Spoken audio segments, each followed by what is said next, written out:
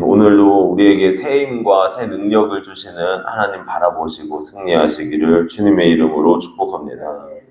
오늘 말씀은 우리가 하나님 앞에 감사해야 되는 이유 4가지를 밝히고 있죠. 간단하게 요약하면 지존하신 하나님께 감사하라.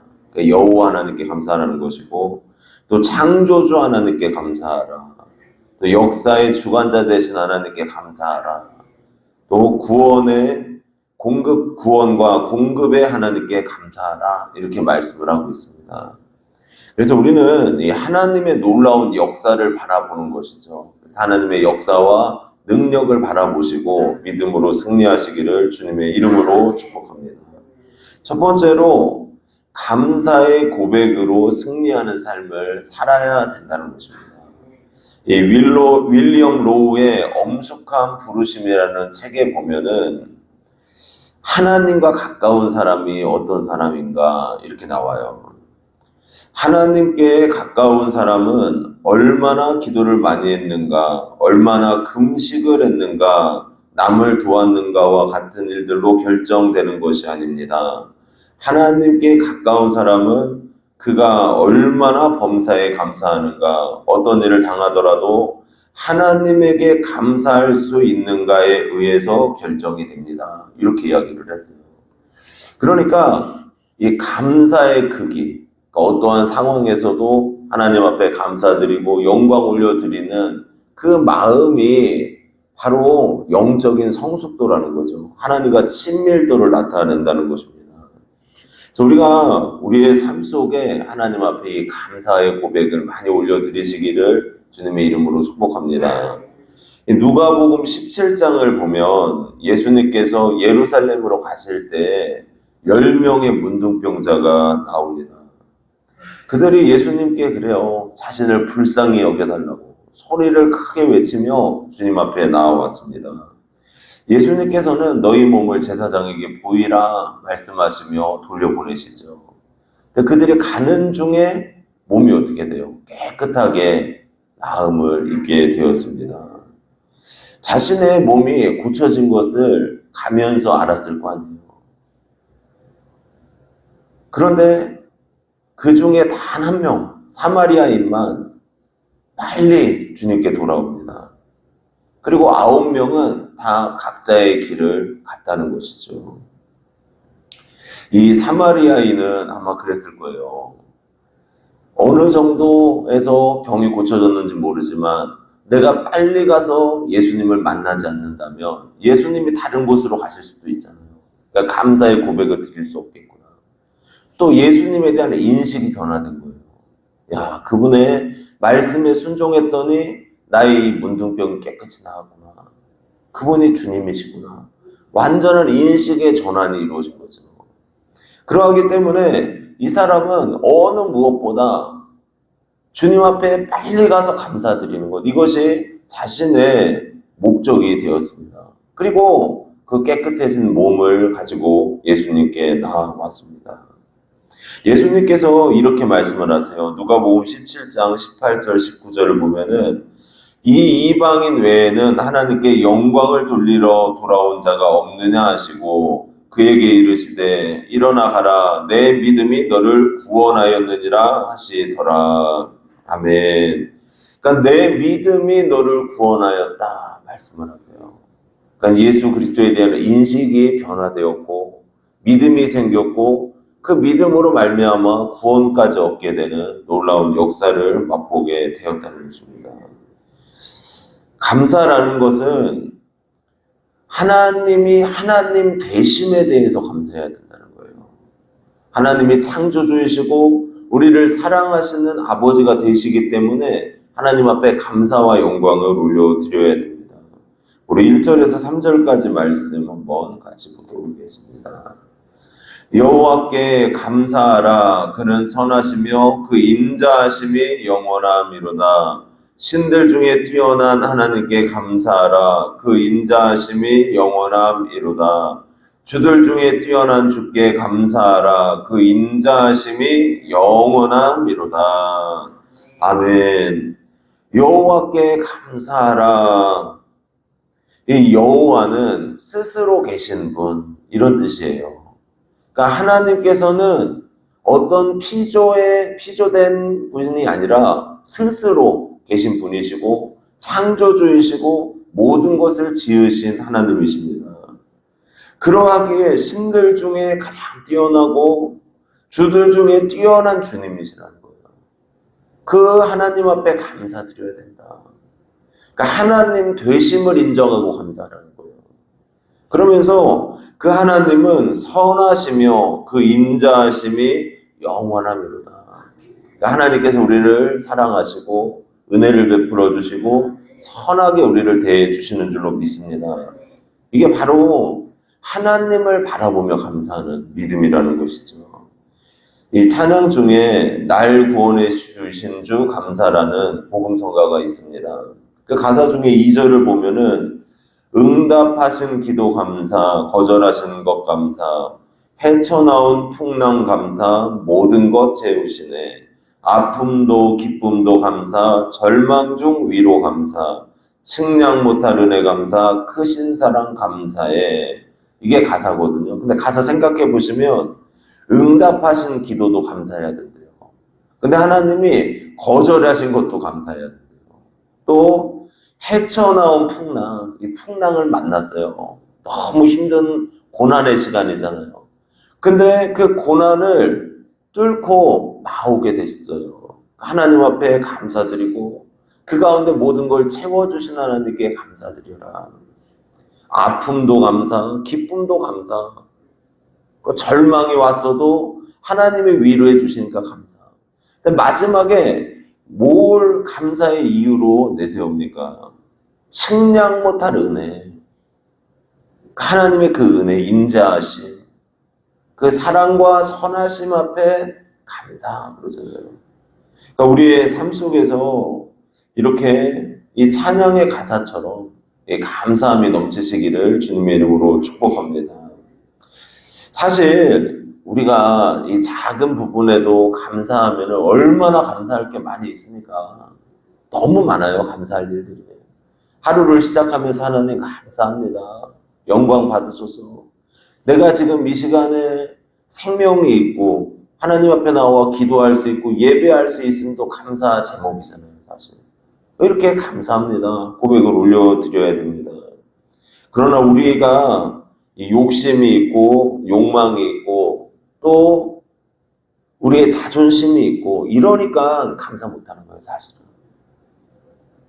우리의 마음이 내가 우선될 때 감사가 사라집니다.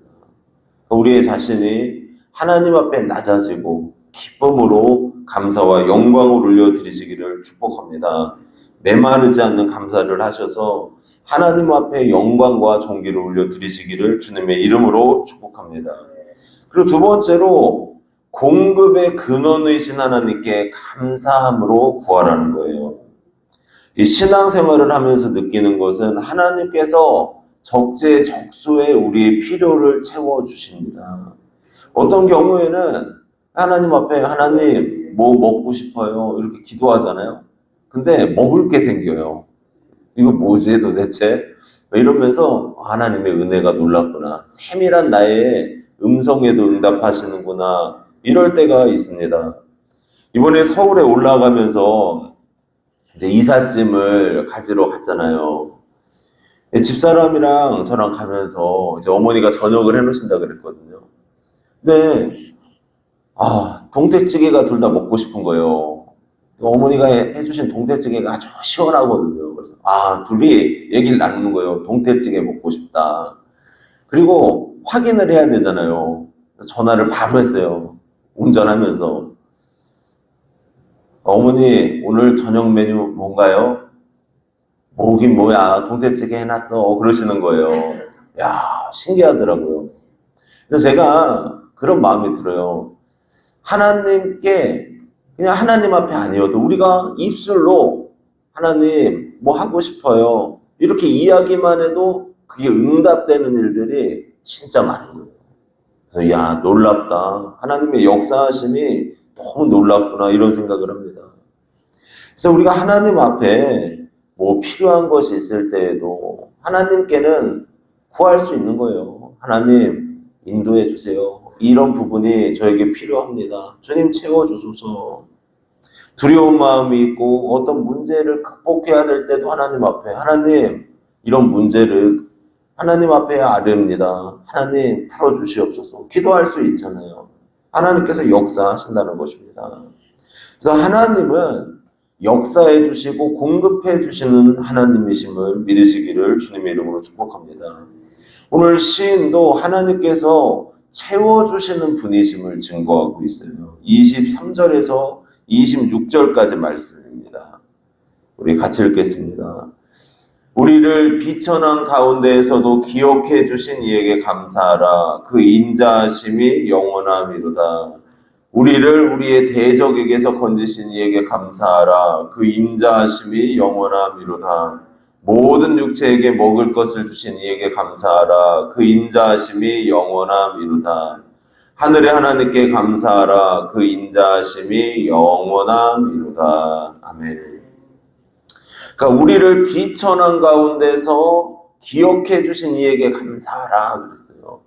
이 이스라엘의 비천한 상황들이 뭐 여러 가지가 있겠지만 그 중에 애굽에서 종살이할 때 이때는 사실 엄청 비천한 상황이잖아요. 근데 그때 하나님께서 이스라엘 백성들을 기억하시고 권고하셨죠. 이스라엘 백성의 부르짖음 앞에 하나님께서 이스라엘 백성을 그 애굽 땅에서 건져내시는 거예요. 기적과 이적과 능력을 행하셔서 그들을 건져주셨습니다. 하나님이 기억해 주셨다. 이건 무엇이냐면은 하나님께서 역사해 주실 준비를 다 하셨다는 거잖아요. 하나님이 기억하시면 되는 거잖아요. 우리가 어떤 선을 행하고 어떤 삶 가운데 기도를 드리고 또 하나님의 말씀대로 행했어요. 근데 그때 누가 알아주지 않아도 돼요. 사람이 안 알아줘도 돼요. 사실. 그냥 하나님이 알아주시면 되는 거예요. 하나님이 기억해 주시면 된단 말이죠. 근데 하나님께서 기억해 주시니까 이스라엘 백성들의 입장에서는 대적에게서 건져주셨고 모든 육체에게 먹을 것을 주셨다는 거예요.